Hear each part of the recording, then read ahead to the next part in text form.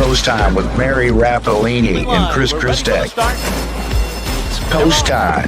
I'm Felix Taberna. I'm looking forward to a great run for the Kentucky Derby. Post Time. We'll get you there. We'll tell you every inch of track that we have to lay down in order to get to the winning Post Time. We produce it from 50 Way Studios in Toledo, Ohio. Post Time. Can't wait.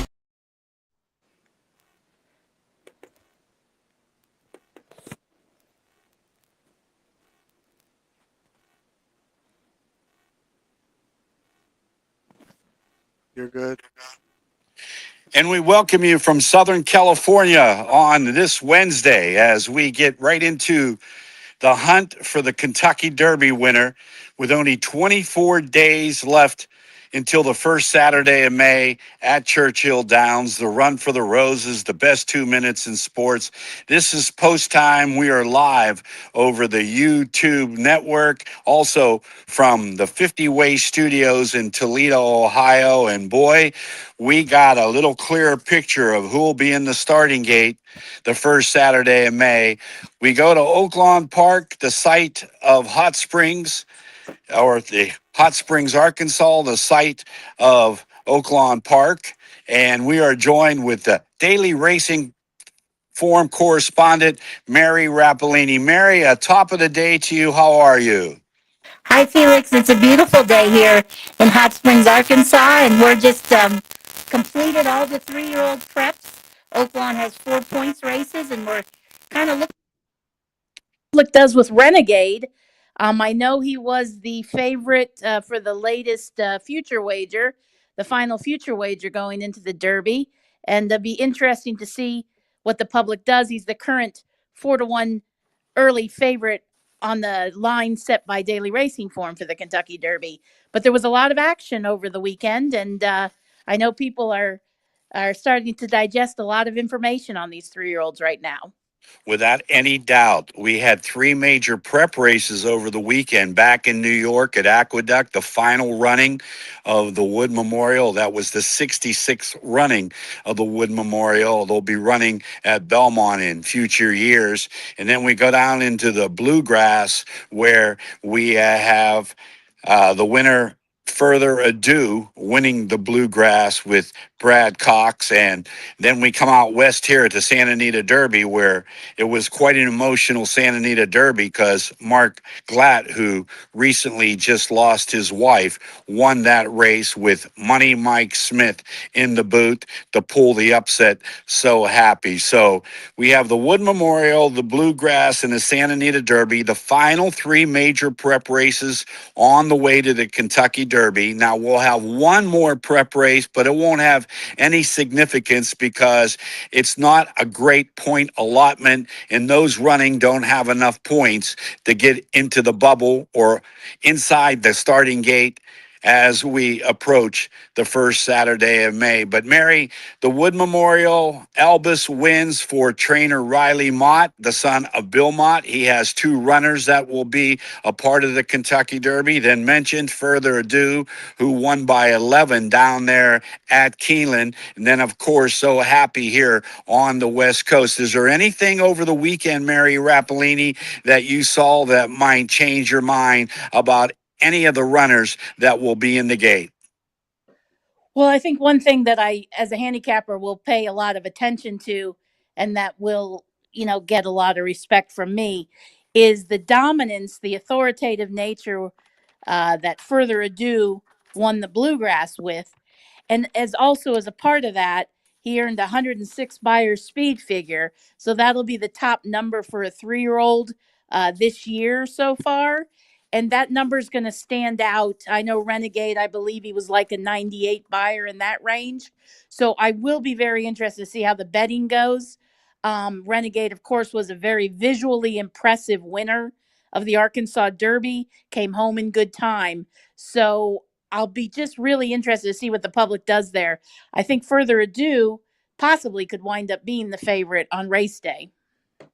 They both ran strong races last time out, and I would have to agree with you. From top to bottom, if the Derby was tomorrow, we'd have Commandment, Further Ado, Renegade, So Happy, Full Effort, the Puma. We have Silent Tactic, who won the Arkansas Derby, or did not win the Arkansas Derby, won the Rebel, and ran second in his last race to Renegade. Emerging Market, trained by Chad Brown. Elvis, who I as mentioned, won the Wood Memorial. Potente, coming from the Bob Baffert barn. Pavlonian, coming from the Doug O'Neill barn. Right to Party, who will be supplemented, trained by Kenny McPeak. Incredible Bolt with Riley Mott, the second of two Mott trainees that have made it into the gate. We have Golden Tempo, Cherie DeVoe. Ateneo, Chad Brown, class president, who opted not to run in the Arkansas Derby, but the Bluegrass, then was scratched by Todd Pletcher. We'll talk with Mary about that. Stark Contrast, Dan and Bourbon, Wonder Dean, the Japan winner, and the entry, and also Six Speed. So from top to bottom, this looks like a pretty solid field of 20 that will be in the gate for the 152nd running of the Kentucky Derby. Yes, it's a nice group. There's a lot of stories there, as you alluded to some of them. The So Happy story, certainly that horse will be a sentimental favorite for trainer Mark Glatt, and really looked good winning the Santa Anita Derby. Nice win from that horse. I think people will start to study his pedigree as a son of Run Happy. That'll be something, that'll be questions that will surround him on the distance, but it's very important that he won over a mile and an eighth in the Santa Anita Derby, so that does quiet some concern. Another tie-in that's kind of interesting, I think, Felix, is the fact that Silent Tactic races for John Oxley, who 25 years ago this year won the Kentucky Derby with Monarchos. So he will have Silent Tactic, and he also is the breeder of Further Ado. He doesn't own Further Ado, but he bred Further Ado. So it's kind of interesting, the ties all these years later that Mr. Oxley will have going into the big race. And like you said, there's just, Commandment and the Puma put on a show in the Florida Derby. That was a very a good battle test for both of those horses. And like I said, there's a lot of options for people to look at. It's probably a good class in that there really hasn't been a standout this whole season, and that'll make it a good betting race, which it always is. Yeah, I agree with you. And I was going to ask you the next question up and ready to fire away was, how strong, Mary, you've been doing this for a long time. You are one of the most coveted writers that the Daily Racing Form has ever had. You do some fantastic work in covering, getting the storylines and finding out where these colts, fillies, or geldings are going to be pointed next. What would you say, compared to years past, what would you grade this class that'll be a part of the 20 that get into the gate? Oh, well, that's a really good question. I do think they're kind of a group of horses that are starting to come to hand now. And so, as far as a dominant figure, maybe we're going to see something like that Kentucky Derby Day. I think the horses are all just moving forward, which is a nice thing. They're coming to peak for Derby Day, and that pecking order among these 3-year-olds will become clearer, obviously. I don't think we have a real clear pecking order, but I will say, like I said, with the manner in which Further Ado won the Bluegrass, uh, that makes him very interesting, and so does that 106 buyer figure. That's significant in his class. And then I think Renegade is really meant to be a nice horse. He is a horse that's coming to hand just beautifully for Todd Pletcher, developing right along. So I think he's probably a very good horse for the future, and that future may very well be the first Saturday in May. So those are two high quality type of individuals, I believe, with this class. The Remsen winner, Paladin, is off the Derby Trail, and most folks thought that Paladin was the real deal. going into all these prep races and exiting these prep races, and he's off the Derby Trail. Also, the Robert B. Lewis winner, Plutarch, has been withdrawn, and he's off the Derby Trail. So that opens it up. There are a couple of runners here that are on the bubble, and they're going to need some help. And, usually during this time, we find that as we get closer to the Derby, there's some injuries. There's some trainers who might not think their colts, fillies, or geldings are ready to run in the mile and a quarter Kentucky Derby. And when I look at three of them, I wonder, will they get the luck they need? And one of those happens to be Iron Honor, who won the Gotham and then did not fire this weekend in the Wood Memorial, trained by Chad Brown. The other is Chief Wallaby, I should say, Chief Wallaby, and he's trained by Bill Mott. And then Steve Asmussen has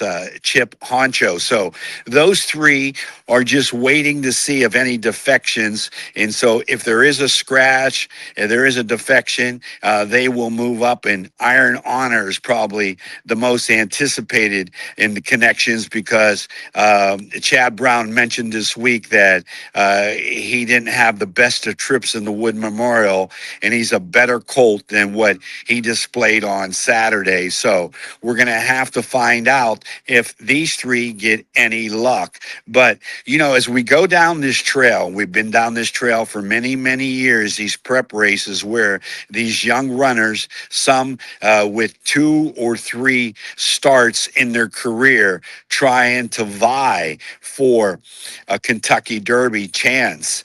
I think that these prep races have been telling, and I think that we have seen some great performances from some of the runners. And when I look back at Renegade's run in the Arkansas Derby, that was breathtaking. I talked with Lafitte Pincay Jr. this morning, and I asked him, Lafitte, have you been watching the prep races? And he said he sure has. And I said, is there any standout per your eye of the 20 that'll be in the gate? And he immediately said, I like the performance of Renegade. The times weren't great, but he showed enough in order in his running style to maybe be a major player.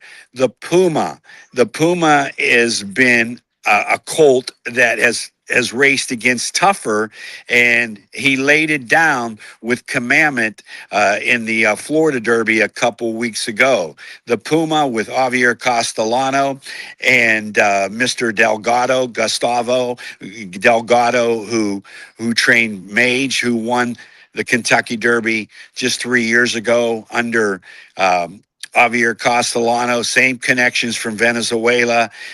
His race in the Florida Derby was strong. I thought he won the race, but Commandment nailed him at the final jump. And so I take that into consideration as far as what they are racing against. And some of these colts have raced against really tougher competition, getting to the Kentucky Derby.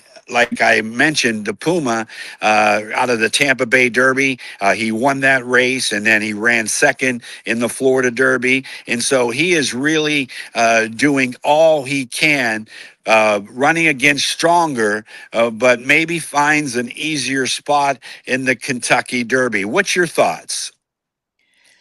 Well, I think a interesting point that you've risen. Well, for a little going back a little bit, you talked about Paladin being out. Paladin was considered the early favorite. Well, Renegade's a horse that ran right with Paladin early on.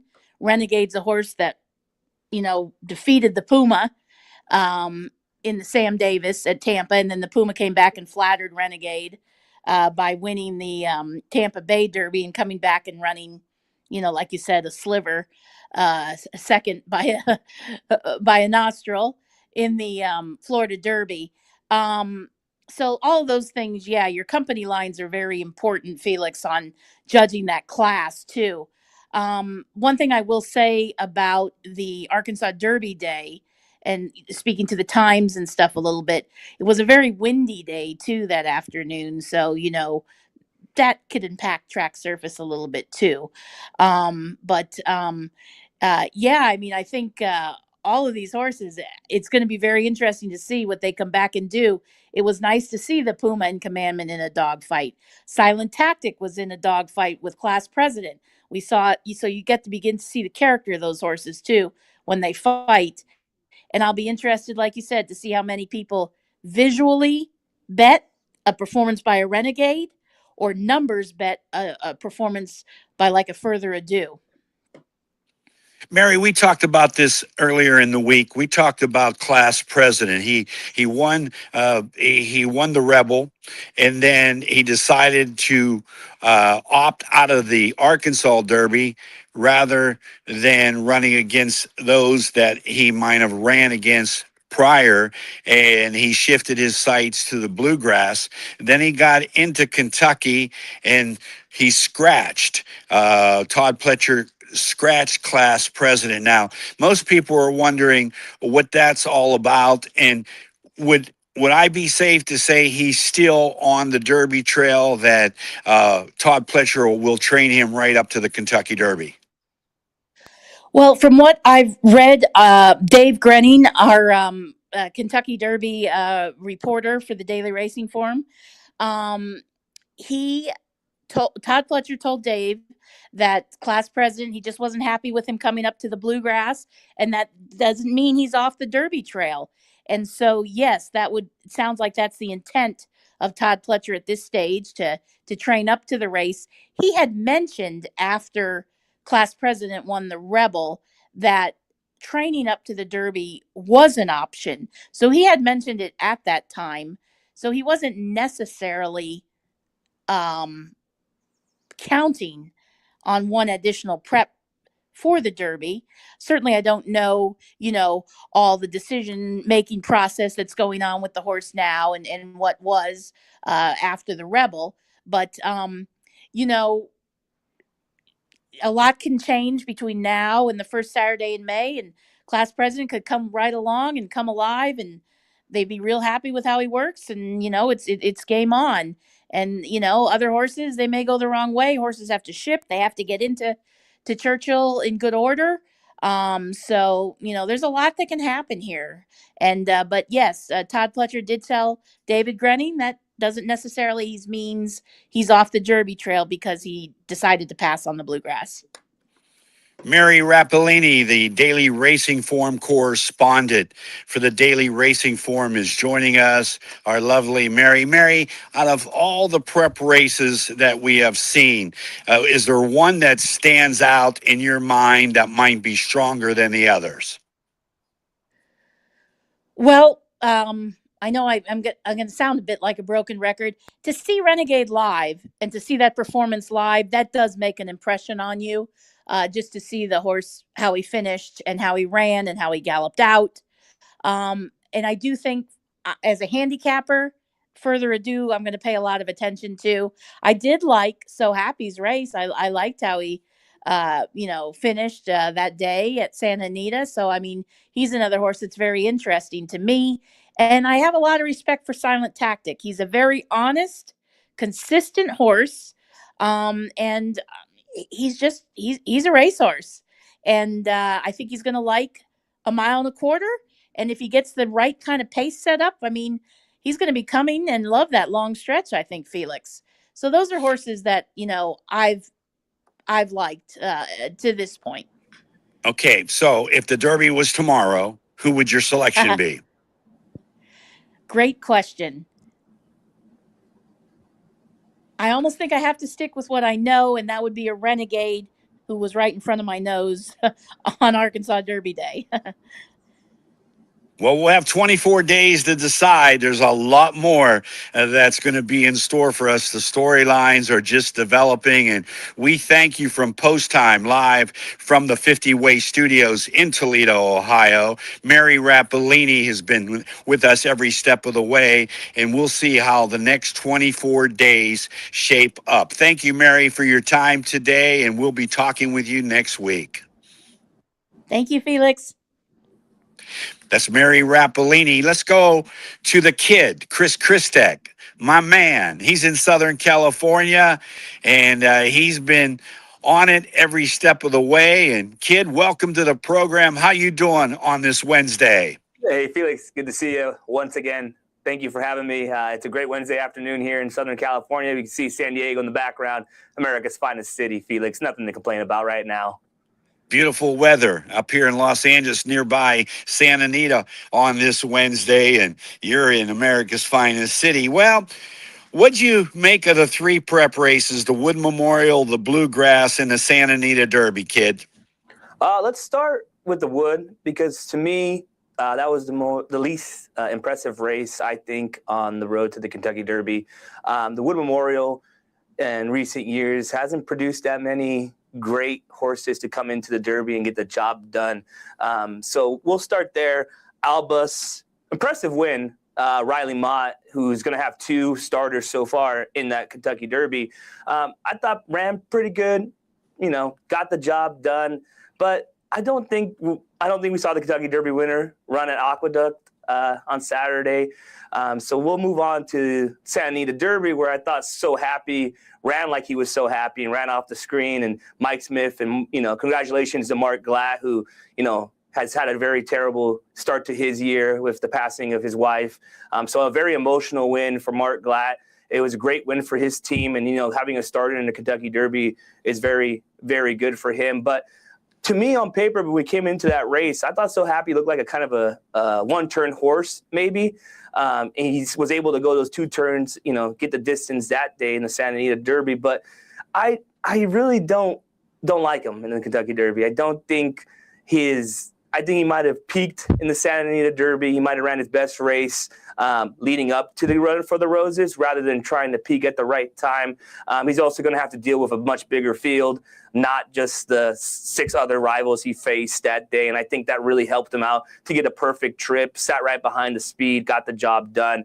But, of course, the most impressive victory of the weekend was Further Ado in the Bluegrass Stakes, where it just ran off the screen completely, terrorized his rivals. But also, my biggest question, Felix, is who did he beat in that race? His biggest rival was maybe a synthetic horse at best, a Louisiana bred, because you had a huge scratch of that in that race of Class President. So he had, before that, ran off the screen at Keeneland already with a 10-length victory at Keeneland in his 2-year-old year. So maybe he just liked the track that much where he just came out to play that day again. So still a lot of unanswered questions that we have leading up to that first Saturday in May. Okay, so I'm going to pose the same question I posed to Mary Rappolini. If the Derby was tomorrow, kid, Chris Christek, longtime member of Track Talk and being a part of many, many racing productions that we have done, he and I value his opinion greatly. If the Derby was tomorrow, who would be your selection? There was a horse in 2023, and I think Magic might be able to strike twice for the connections here. A horse by the name of Mage won the Kentucky Derby, and that Magic might be there right again with the Puma. I really do like the Puma. I know there's a lot of days leading up to the first Saturday in May, so there's a lot of things that can change. Scratches, post position, the jockey assignments, everything that goes into the biggest race of the year is still yet to come. But if you're asking me to pick a winner for the race tomorrow, I would go with, the value play, which is the Puma. He ran almost exactly like the Mage, had an impressive victory 2 starts back in the Tampa Bay Derby, and then came back and ran one more time before the Run for the Roses and ran in the Florida Derby just like Mage did and finished second. If you remember, Mage got caught by Forte in that Florida Derby in 2023, where he would look like he was going to win the race, and coming flying down the stretch was the 2-year-old champion. This time around, the Puma made a huge move around the turn, got to the lead, looked like he was going to kick away, and the commandment came down closing. I really do believe that the Kentucky Derby is going to run through those 3 Florida horses. If Chief Wallaby gets in as well, I think it's going to go through the top 3 finishers in the Florida Derby, the Puma, the Commandment, and also Chief Wallaby. But top pick right now, some value in the Derby. I think the Puma turns the tables on his other rivals. It would be great for our friend Javier Castellano, in which Yes. we have had him on a couple weeks back. And I have to agree with you because I thought the Pumas run in the Florida Derby was good enough to win, and he was just caught by commandment. I thought that he ran against a lot tougher in the Tampa Bay as well as the Florida Derby, and I think this colt might be showing that he has a lot more. So I wouldn't discredit your selection, but I'll ask you one final question, kid, in regard to the grade of the class of 2026, the 20 runners that will be in the gate for the first Saturday in May, the 152nd running of the Kentucky Derby. What would you grade it? So my take has always been this, Felix. I'm going to tell you something a little bit out of the box. I don't think we can grade a crop until it's faced olders or different generations, because easily enough you can say, hey, this 3-0 crop is amazing or this 3-0 crop is terrible, but it's not until they run against other generations where you can truly compare them to other crops of the past and maybe even the future. So I wait a little bit until those 3-year-olds can run against olders. But honestly, this is probably one of the most wide open derbies. I do believe if you don't like Renegade and further, and to me, we talked about Renegade last week, and you might be a little bit on the fence about him as well. And clearly, with my comments, I'm a little bit on the fence about Further Ado, just because he did freak on the Keeneland track twice. I don't think he beat much. So it's going to be really interesting as we lead into the first Saturday in May, because like always, everyone likes to say it's a wide open field, but I really do believe it is a wide open field this year, because we've had some scratches or people off, horses off the trail, as what, Ted Noffey didn't make it. We had Paladin, he didn't make it as well. So it's up in the air. And just like it is always, each and every year, there's always one horse. Sometimes it's the horse with the top points. Sometimes it's not, but there's always somebody that is the best of his field so far, and he has to prove it that Saturday in May. So we'll see as we get closer, and maybe when they run against olders. But right now, I'm going to give it a neutral grade for this crop. Kid, always a pleasure having you on Post Time and working with you. And you do due diligence. You do your work. We'll check in with you 24 days out. We'll check in with you next week. We'll see. The Lexington won't have any bearing on the running for the Kentucky Derby, because none of the horses, there are colts or geldings, fillies that are a part of the Lexington, the final prep race. We've been there every step of the way. Won't have any significance in them getting into the gate. Kid, you have yourself a great week. We'll check in with you next weekend. Yeah, and my Yukon Huskies came up a little bit short, but it was a great run with them, watching them throughout the tournament. And Michigan played their worst game of the year. I thought that you might have had, or you were onto something, because Michigan didn't look like the Michigan team that just destroyed their opponent the game prior. So that's what basketball's all about, and we'll see what happens here. We'll check in with you next week, kid, and we'll talk in regard about how the reflection of everything within a week's time might play into this running of the 152nd running of the Kentucky Derby. Thank you, Chris Christek, and I'll see you when I get back into San Diego. Yep. God bless everyone. Thank you for having me.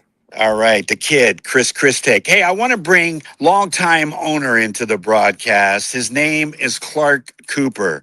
And Clarke Cooper has been an owner of horses, and he's had runners that have found the starting gate in the Kentucky Derby in the likes of Classic Causeway, and he's joining us from his residence in Los Angeles. And Clarke, a top of the day. Good afternoon, Felix. Glad to be here. Hey, Clarke, we've been friends a long time, and you love this game. You're a breeder. You have connections throughout the country that you have given horses to trainers running outside the state of California. But I want to ask you in regard to having a runner in the Kentucky Derby, which you had back a couple years ago with the mention of Classic Causeway. What's that feeling all about? What's the feeling all about? A lot of things run through your mind. Number one, it's expensive. in on points, on a horse that we bred. So that was the easy part. But the hotel bills, the airlines, the relatives that want to go, the 1 mile walk, boy, that's a chore. A couple of warnings I'll give your audience. We always say, the top 20. Well, number 21 beat me.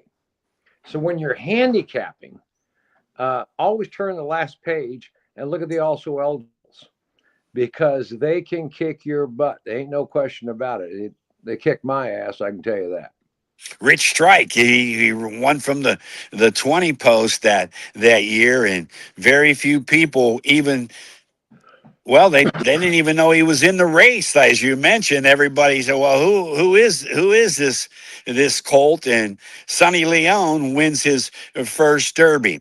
But when you see these prep races and you see these 3-year-olds, as we mentioned, every equine has a birthday, the 1st of January. Where last year they were 2, and January 1st they all become 3, and they get acclimated to prepping in these races at a distance that it has been foreign to them, a mile and an eighth. And now we talk about the Kentucky Derby, where you have to extend the distance by a quarter of a mile to go a mile and a quarter. Not very many horses can make that claim and improve that much off of the distance that they run. And so many of us believe that some of these equines aren't bred to get a mile and a quarter. What's your thoughts? Well, the distance is certainly the telltale of the race. You got speed horses. You've got horses that can set a pace. You got to have a great jockey on top. I mean, I can remember in 2019 taking my daughter to watch the races, and she bet on every race horse except she wanted to bet on this new guy, Calvin Burrell, for Christ's sakes. And I made her go back and cancel the bet, though I've never heard the end of that.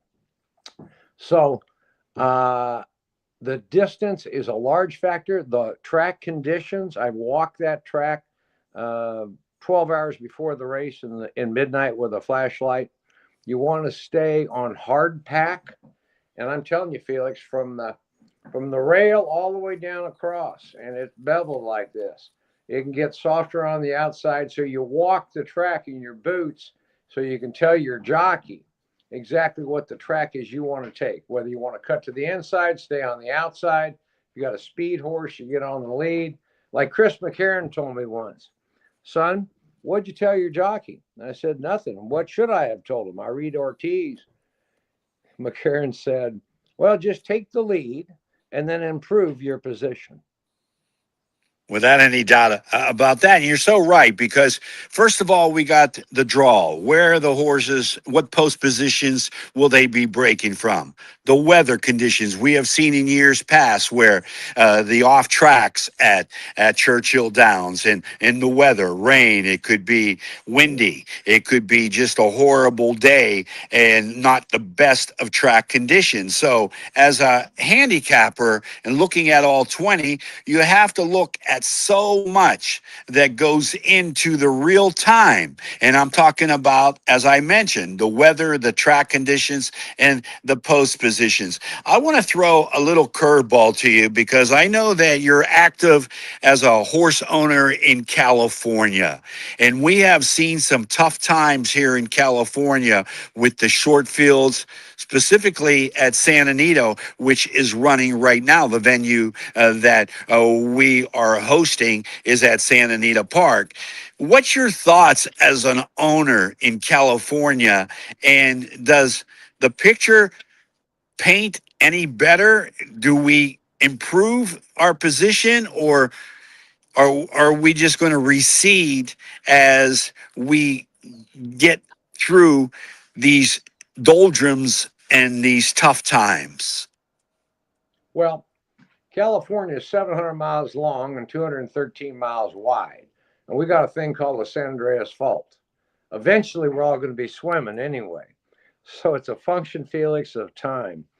But without subsidies from casinos, slot machines, baccarat, blackjack, it's very, very difficult for people like Frank Stronach to keep a track alive. With the loss of Golden Gate, uh, Turf Paradise, is kind of marginal. The stuff we got going up north, Los Alamitos, thank God we still got it. There's only a limited number of days, and the purses are way too small. I mean, you're sitting there looking to do a pick 5 or a pick 6, Felix, and you're dancing in 4, 5, and 6, horse fields. And you go down and look at the horses, and there's a 2 or 3 that are standouts because the purses are so low. And with the costs, I mean, you look at the cost of fuel, like to drive from San Diego, like you did. I heard they're paying $7 a gallon down in San Diego. We're paying $5.19 here in Los Angeles. You look at the cost of hay and oats, labor. With the Olympics coming to Los Angeles, the labor rate for the girl that serves you the Coca-Cola, is only $40 an hour. Try and buy some Olympic tickets, Felix, for the equestrian events. You got to be rich. And I'm like you, I'm a senior citizen on a budget. Social Security. When I think about what's happening here, and you made a great point. I was looking at Keeneland. I was looking at their purse structure where it's $120,000 for a maiden race, and Oaklawn Park, Mary Rappolini, her track, they're $100,000, $120,000 for maiden races, and then we look at California where they're 50, 60, 70,000. More California trainers and I would say owners as well are opting to run where the big money is. And that's an economic sound decision by them, because if you're going to have that big expense of getting a horse to the race, and it is expensive, like you mentioned. It's not cheap to get a horse to the race. You have to pay the day rate, you have to pay the vet bills, and you just have to pay the feed. I'm sure the hay has gone up all across the board, prices. So as an owner, if you have 13 horses now that are in training in California, if you opt to go to a Midwest track, may it be Keeneland or Hot Springs or Churchill Downs, at least you're running for a purse that could sort of offset the costs that have occurred or incurred with you getting that horse to the races itself. So I think that would be the most logical mindset of most owners and trainers, to find spots where they can run for the most money. Oh, absolutely. You always want to run for the biggest purse that you can win. Ain't no question about that. There's one factor that you left out, Felix. I'm a California resident, so I pay about 12% state of California taxes. If I run a horse in Keeneland or Oaklawn or anywhere back east in the Belmont, guess what? I get a 1099 and a W-2. I pick it up as income in California. So there goes another 13%, Felix. You start adding this stuff up and it gets expensive. So my kids say, Dad, is this a hobby? Or is this a business? We have to have a business to support your hobby, Dad. And you're 74 years old. I mean, give it up. It's tough. And then when you do your life estate planning, your trust documents, it's simple. When I'm dead, I'm dead. But when you have horses and they have horses and they have horses, Felix, you're trying to project maybe 200 or 300 years. What are expenses with the inflation rate we got going to do to that? Yeah, it's not cheap, and a lot. That's one of the reasons why there are a lot of owners that have gotten out of the game, because they can't justify the means. CEO of the Watson Fleet Group is Clarke Cooper. He has been in this game for a long time.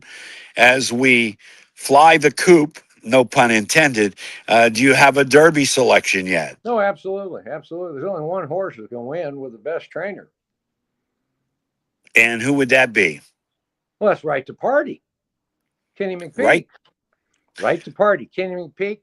All the rest you can make them place or show, maybe. Well, they supplemented Right to Party after his second place performance in the Wood Memorial, and he came running at 38-1. He might like that added distance of ground. Clarke Cooper, we appreciate you being on Post Time. We want to thank Mary Rappolini. We want to thank the kid, and we want to thank Anthony A., the double A, for directing our Post Time podcast. And of course, we want to thank Craig Anthony Thompson, the CEO of 50 Way Studios and the executive producer of Post Time. 24 days until the running of the 152nd Kentucky Derby, live from Churchill Downs. The Run for the Roses, the best 2 minutes in sports. I'm Felix Taverna. Until next week, have yourself a great week ahead, and we'll talk with you. And by the way, subscribe to the 50 Way Studios YouTube page and never miss an episode of Post Time. Until next Wednesday, I'm Felix Taverna thanking Mary, the kid, Chris Christek, Clarke Cooper, Anthony A., Craig Anthony Thompson. Have yourself a great week ahead. Next week, we'll be a little bit more focused in on how that Derby picture is going to shape up. Until then, have yourself a great week ahead.